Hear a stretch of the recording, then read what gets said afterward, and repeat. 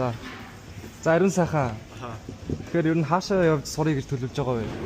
Одоогийн байдлаар ер нь бол голчлон Америк, Канада руу явна гэж бодож байгаа. Гэтэ бас Франц, Солонгос руу жоо сонирхолтой байгаа. Судалж байгаа. Өөрийн чинь хувьд TIV-үүдийн ялгаа болон давуу тал, сул талууд юу вэ? TIV-үүдийн? TIV-үүдийн коллежуудын TIV-үүдийн Хойд Америк, Өмнөд Америк, Европ, Аз, Австрали гэх мэттэй. За тэр тэгээд ер нь бол Америк, Канадыг мараад ихэл надаа ер нь амар санагддаг. Ганц Common App гэсэн юм хамгийн амар санагддаг. Гол нь бол тэр. Тэгээд Америкт бас ер нь бол яг жоохноос үзсэн Америк нандар гардаг шиг Америк vibe-тай бас жоохон амьдрах бас гоё санагддаг. Тэгээд устаар Европод яг үндэ надад жоохон уйдахтай санагддаг. Тэгээд Европт яг Америк шиг гоё байж. За тэгвэл Америкийн сул тал нь юу вэ? Ганц Америк гэлгүй Өмнөд Хойд Америк. Ер нь тэр авийн соёлтой орнуудын яг BTT хөвдөл тийш очиж сурах гэж байгаа хүмүүсийн хувьд бол маш их хүмүүс тийшээ очиж сурах гэж очиод хар тамирчин болж ирдэг. Тэрийг би амар томаас л гэж боддог. Тэгээ ер нь бол дараа нь бас нэг том гал асуудал нь буцаж ирдэггүй.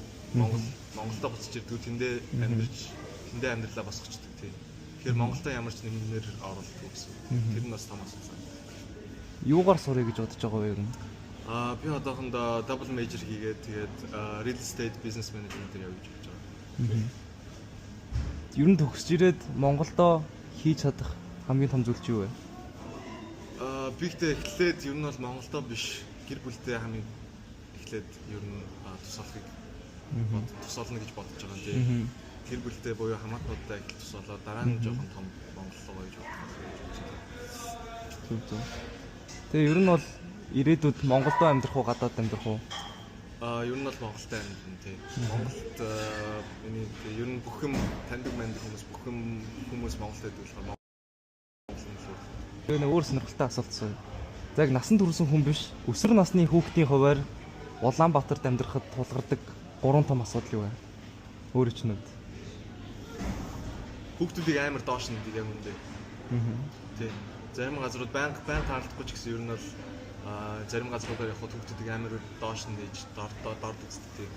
Тэрийгээ шууд гэж хэлдэггүй ч гэсэн ер нь мал хугацаанаар нь дуудаал явж байгаа хүмүүс. Тэр бол нэг том асуудал. Хоёрт бас утаа байна тий. Тэр бол угаасаа харахгүй хүн яваа. Зүгжлээс хүмүүс гэж ярьж байгаа. Тэгээд жоохон юу хүүхдүүдийг ялгаан гэх юм уу? Одоо ингээд амьдралын түвшний ялгаа амар том санагддаг надад. Тэр амар том асуудал юм шиг санагдав. Тэрийг хүүхдүүд нөөж амар